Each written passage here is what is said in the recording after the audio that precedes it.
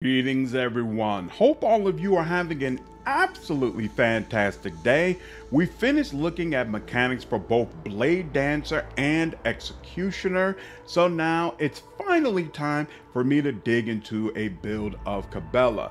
Very interesting characters, so much fun to talk to, and a lot of fun to romance. I can't wait to do a full playthrough with her.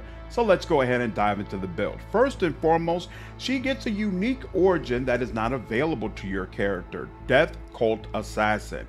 And that's going to provide her with the Raining Blood ability. On your next single target melee attack, it's going to splash blood in a 5-cell cone behind the target. You and allies in the affected area are going to gain the Bloodblessed effect, which is going to give you 2% more damage for each rank of the effect. And then every enemy in the area, including your initial target, is going to suffer the Blood-stained effect, which is going to cause that enemy to suffer 2% more damage for each stack of the effect.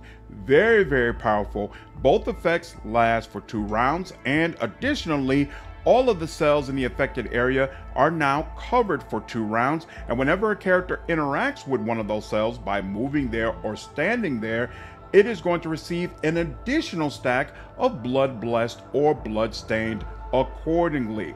Absolutely fantastic. Now, in addition to that ability, Kibellah actually has a unique consumable called Blood File. And this is going to allow, why is it not pulling up? Here we go. This is going to allow her to essentially do the same thing as Raining Blood. Fill a particular area up with blood, and she can get more charges of Blood File whenever Raining Blood is used. So basically, you're just going to switch back and forth. Throw the grenade and then use Raining Blood, throw the grenade again. So you should pretty much always be standing in blood, and your enemy should always have at least 1 stack of Bloodblessed. But as you're going to see in our build, we're going to ensure that enemies actually have significantly more stacks of this effect and take full advantage of what Kibellah is able to do. Now, she does have one other talent. It's not unique, but I guess it's worth calling out. She is going to have the Exact Prediction skill, which causes arc augury for your ship to gain 1+1 range and last for 2 weapon attacks instead of just 1, in case you were wondering what she provides during void battles. All right, now let's get into the archetypes. So you're going to get Kibellah at level 5. So the first 4 levels are filled out, and then you'll be able to manually select what you want her to have. So it's early enough where you have a lot of flexibility and how to build her. Now again, I did walk through the mechanics for both Bladedancer and Executioner, so I'm not going to spend a whole lot of time on them here. If you need a more thorough breakdown, I'll leave a link in the description to those 2 videos so you can reference them for more information. Alright, so for her first 4 levels, first you're going to get Blade Dance, which allows her to make 3 melee attacks, or actually an amount of melee attacks that scales with her agility bonus against random adjacent targets, and each attack is going to deal 50% of her normal damage. If she has 2 swords equipped, she's just going to be able to make slightly less attacks with each of her swords. This is absolutely fantastic. Whether you're in the middle of a group of enemies or you're facing one big baddie, you're going to be able to pump out a lot of damage. And also keep in mind, this attack does not count towards the attack limit per turn. Next up, she's going to take Medikai as her skill. Doesn't really matter all that much for Bladedancer, but it's going to be a big deal when we get to Executioner, so this is actually good for her to take. At level 3, she automatically gets Death from Above, which allows you to leap into the air and land on a target cell that's within 3 cells. And then you're going to deal damage to all adjacent enemies that scales with your agility and weapon skill bonus. This is fantastic because we're going to be increasing both of these. You can use Death from Above multiple times per turn. You get more charges of it every time you kill an enemy using something other than Death from Above. So this is, again, fantastic, and you can already see Bladedancer can pump out a lot of attacks in one single turn. Now at level 4, of course, you're going to get your ultimate ability, Death Waltz, which is essentially death from above on steroids. It's going to allow you to use death from above multiple times against enemies that are in range, and each time you're also going to do a standard melee attack instead of just an amount of damage that scales with a couple of bonuses. So you can really blow enemies up. If there's not another enemy within range, then it's just going to focus on one enemy dealing melee attacks a number of times. It's going to scale with your agility bonus. So this is great stuff. And then finally, she does automatically take the duelist talent, which is going to give you a percentage bonus to damage against enemies who are armed with a melee weapon, and this damage scales with your weapon skill bonus. Again, she's a frontline fighter. The vast majority of enemies she's going to be facing will have a melee weapon, so this is another great talent for her to have. And then, after you finished all that, we finally get to where you can start manually selecting her talents. The first one that I'm going to want to take is Combat Master, which is going to ensure that no enemies gain melee superiority against her. Kibellah should be constantly surrounded, so this is definitely something you'll want to take. Next up, you're going to be able to choose a characteristic. You definitely want to focus on agility first, as you've already seen. Bladedancer makes fantastic use of agility, and it's going to increase your dodge, as you'll see later on. It's very important that you're constantly either dodging or parrying attacks. So this is going to be great stuff. Once you're through with agility, next up you're going to focus on weapon skill, which again you've already seen. Multiple things in Bladedancer are going to use, and it's going to help you even when you're an executioner. And then finally, I move on to strength next. You could decide to move on to toughness, but toughness is less useful on this build. We're going to take a couple of things where Medikai is going to replace the usefulness that toughness usually has. So I ignore it and focus on strength. Depending on your preference though, you might decide you want to switch that. Next up, you'll be able to take your first ability. Absolutely, you want acrobatic artistry. So I made a mistake in my breakdown of this archetype. When I looked at this, I said, oh, it can allow you to reverse all of your movement and go back to your original square. This is like a get out of jail free card, which is all right, but not something I would choose. But the key thing to note here is that last sentence, that if the Bladedancer used death from above this turn, this movement repeats all uses of this ability in reverse. I automatically assumed that it was just the movement for death from above. But as things stand right now, it's actually both the movement and the damage that is reversed. So you can death from above multiple groups of enemies, dealing damage to all of them, and then you could do it in reverse and wipe out any enemies who are still left. That's pretty freaking bananas and makes this ability significantly more useful. Again, I'm not certain if this is what Owlcat intended. Something tells me this might get patched out, but for now, as long as it's in there, definitely you want to pick this up. And then next up, you're going to choose a skill. Now, again, Medikai is going to be very important, but not until you pick up Executioner. So I would say for right now, I would go Demolition, because it's going to pair very nicely with her increases in agility. If you happen to already have someone focusing on Demolition, you could also go for Athletics, because we will be focusing on increasing strength. So either one of those should work. Next talent is Rising Tempo. Each attack made by you increases the damage of all subsequent attacks made in that turn by 5%. And the effect stacks up to 3 times. Again, this character can pump out a ton of attacks in just one turn. So you'll be making use of this every time. Definitely want to have it. Next up, you get a common talent. I take Nimble to get a 10% bonus to dodge. Again, you're definitely going to want to have dodge as high as possible. Now, next up, you can choose an upgrade for your ultimate ability. I would choose the third one, which allows your attacks to reduce weapon skill, armor, and dodge and amounts that scale with your agility bonus, and these penalties stack. Once again, you pump out a ton of attacks, so you can use this to absolutely shred an enemy's defenses, making a heavy boss much more vulnerable to your nearby allies. For your next talent, take Blade in her hand. It's going to allow your sword attacks to get a percentage bonus to damage that scales with your agility bonus. And if you're using a two-handed sword, which our character will be, then the bonus is doubled. Very nice. Next up, you've maxed out your increases to agility, so switch over to weapon skill. And then for your next ability, pick up Veil of Blades. So this is going to require that you sacrifice an amount of wounds that scales with your level. And then in exchange, you're going to be able to pick a side. And then until the beginning of your next turn, you can dodge area attacks without moving. You're immune to all types of force movement. You gain 20% parry against attacks from that side. And you can now parry attacks made against adjacent allies. In addition, you can parry ranged attacks, except for ranged area attacks. And there's a percentage chance that you'll redirect those ranged attacks against enemies, potentially killing them.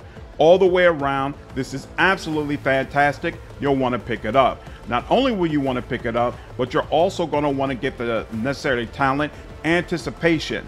This is going to allow you, when parrying a melee attack, to then also deal 50% of your normal damage to the attacker. And since you'll be wielding a two-handed weapon instead of a one-handed weapon, this 50% is going to be significantly larger than usual. Also, your percentage chance to deflect a ranged attack at an enemy is going to be increased by 20%. So you're going to be able to kill a ton of enemies, whether it's actually your turn or even when enemies are actually attacking you. Great stuff. Next up, you've maxed out your increases to demolition, so go ahead and switch over to Metakai. For your next common talent, go ahead and get Dueling Mastery. It's going to increase your parry by 15%. Again, very, very useful. After that, you've maxed out Demolition and Metakai. I'm going to go for Athletics, but you can do whatever works for you. And you've maxed out Agility and Weapon skills, so I'm going to go for Strength next. For your next talent, pick up Death Warden. It's going to allow your Metakai skill to be determined by weapon skill instead of intelligence, and you're going to get additional critical damage that scales with Metakai. Now, the critical damage obviously is really nice now, but this is really going to be more helpful when you get your next archetype. And then for your final ultimate ability upgrade, choose the fourth one. It's going to give you a 3% bonus to dodge until the end of combat every time you kill an enemy. And it's going to stack an amount of times equal to your agility bonus. Again, I'm going to be using Kibellah as my main tank. So I really want her to be more tanky, which is why I'm picking this up. If you don't care about her being more tanky, it might make more sense for you to take the second option, which is going to give you some death from above charges, along with allowing death from above to deal more damage. But personally, I'm going to go with this one and make sure she can take the blows. All right, now we are completely done with Bladedancer, and it's time to move on to Executioner. Right off the bat, you're going to get two passives and an ability. First passive is Scourging Strikes, which allows your melee attacks to inflict levels of bleeding every time you hit that scale with your strength bonus. And then you're also going to get Forced Repentance. Whenever you inflict a damage over time effect on a target which is already suffering from an effect of the same type, the target immediately suffers an additional instance of damage from the initial effect. Very nice. And it's going to have its level increased by the amount that scales with your Metakai bonus. This bonus stacks. Very nice all the way around. And then you do get an ability that you can manually trigger where it hurts. If the target of your next successful attack is under any damage over time effects, this target would immediately suffer 3 instances of damage from each of these effects. 2 instances if you make a burst or area attack. This damage is dealt after all other effects from the attack are applied. Then all damage over time effects are removed from the target. Allows you to definitely deal out a ton of damage all the way around. This is great stuff. Now for your first ability, we're going to select Reckless Abandon. It allows you to take 30% of your wounds and replace them with temporary wounds. Keep in mind, temporary wounds cannot be healed with a med kit. And so essentially this is going to make you more vulnerable. But at the same time, whatever that amount is, you're going to gain it as a percentage bonus to damage. Obviously, this is very powerful, so we want to pick it up right away. For your first talent, take Master of Torture. This is going to allow you to deal 5% more damage to a target for each type of damage over time effect inflicted on that target. So the type of DOT effects in the game are bleeding, poison, and burning. Obviously, Kibellah is going to be fully capable of bleeding. I plan to combine her with other executioners. So my main character is going to be someone who can cause enemies to both bleed, burn, and poison them, since he will be a psyker. I plan to also add another psyker to add those additional abilities. So she should be going up against enemies that have 2 or 3 damage over time effects going on all the time, and this is really going to be useful. Next up, she gets the ultimate ability, Carnival of Misery. Until the end of combat, all damage dealt to enemies by damage over time effects is increased by 100% after all other modifiers, and this effect stacks and can be inflicted by more than one executioner. Very nice when you add it with some of the other stuff that it can do. Next, you're going to get an increase to action points, and then you're going to be able to increase a characteristic. Once again, start with agility, then go to weapon skill. Then I'm going to go to strength. You can either do strength or toughness. Obviously, intelligence doesn't help you in this particular build. And then for your next talent, take Anatomy Expert.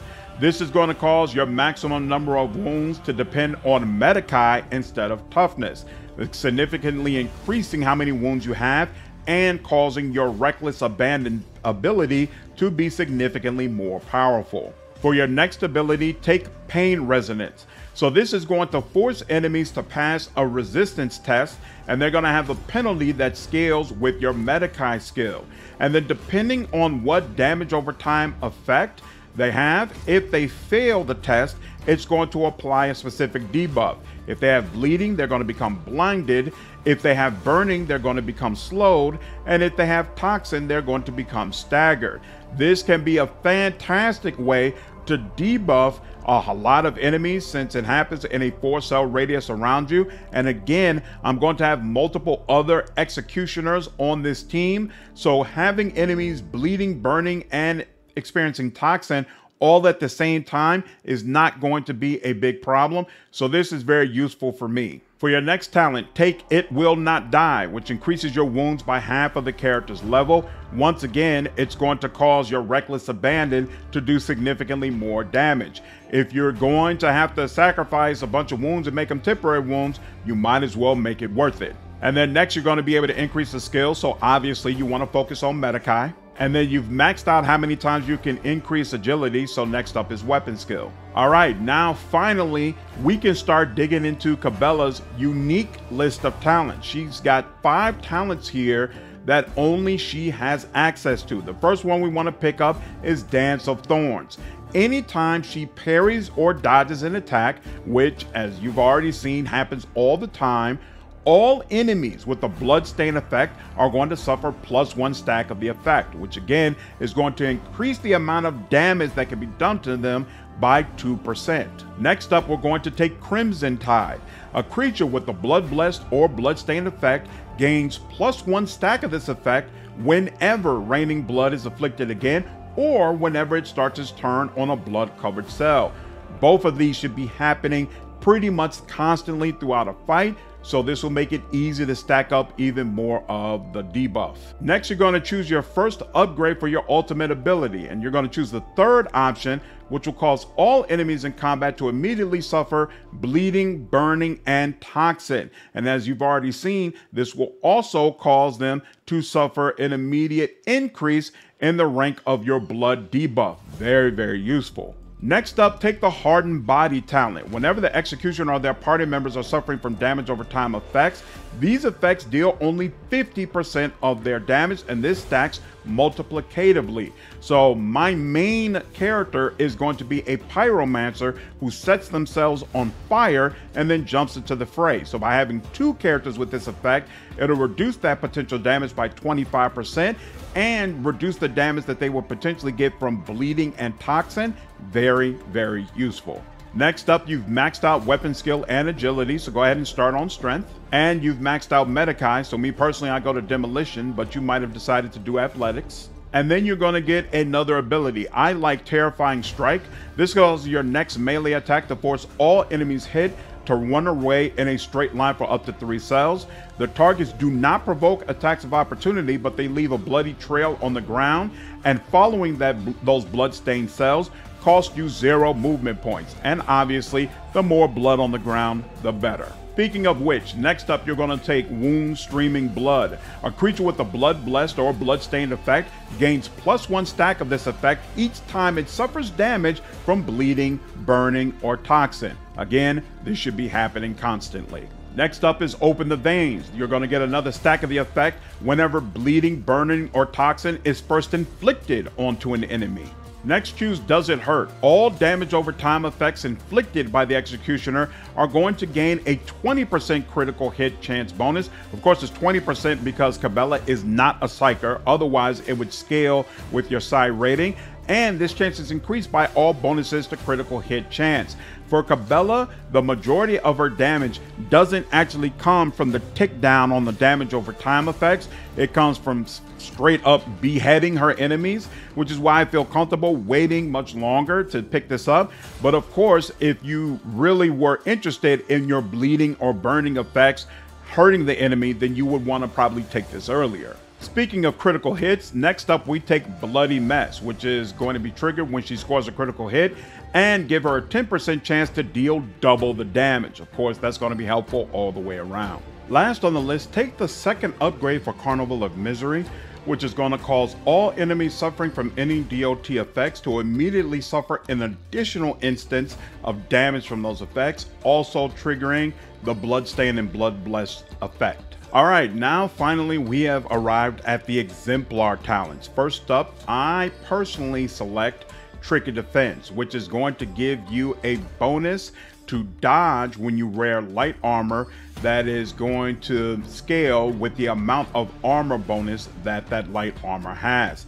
This is definitely going to make her even more tanky and increase the possibility that she is going to dodge attacks. If defense doesn't mean as much to you, you could go ahead and take something like Death Dealer or Cataclysm if you prefer. Next up, take Sweeping Motions. It's going to reduce the action point cost for melee area attacks by 1. Obviously, you want to be able to use Death from Above as often as possible. Next up, return to increasing the Medikai skill. And then take Everlasting Agony, which is going to interact with your Pain Resonance ability. Now the penalty for enemies who are trying to resist the debuffs is significantly increased, and the duration of those negative effects has been increased by 1 round. Go back to increasing the agility characteristic, and then pick up base skill Medikai to give you a small boost in your Medikai skill. Choose whatever you like for your next first tier ability, and then for your next Exemplar talent, take Death Dealer. Every round after you kill the first enemy, you're going to immediately make an additional single attack against the closest enemy you can target with the same weapon if possible. This attack is going to deal 30% base damage with a plus 10% bonus for every difficulty tier of the first enemy killed.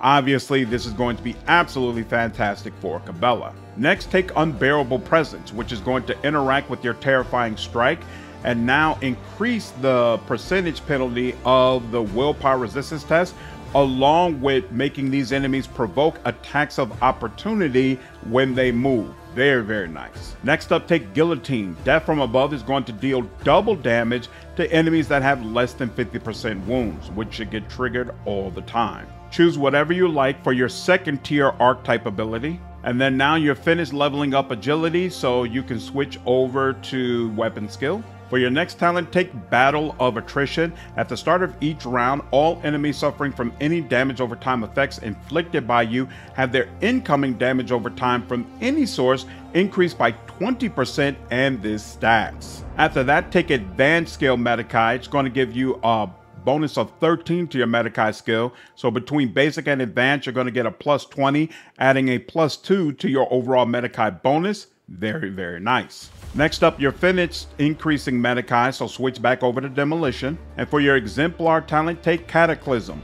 All damage dealt by you is increased by 3% until the end of combat for every new enemy damaged by you this combat. Obviously, you're going to make great use of that ability. There's about half more of Exemplar, but I think that's enough. I have a few more levels filled out in the sheet, but honestly at this point, you're an absolute monster and can select whatever you like. Hopefully you found this useful. Definitely leave me your thoughts down in the comments. Let me know if any part of this confused you, or if you would prefer to build Kibellah in a completely different way. Let me know what your preference is. Definitely looking forward to hearing your feedback, and I'll see you all in the next video. Take care.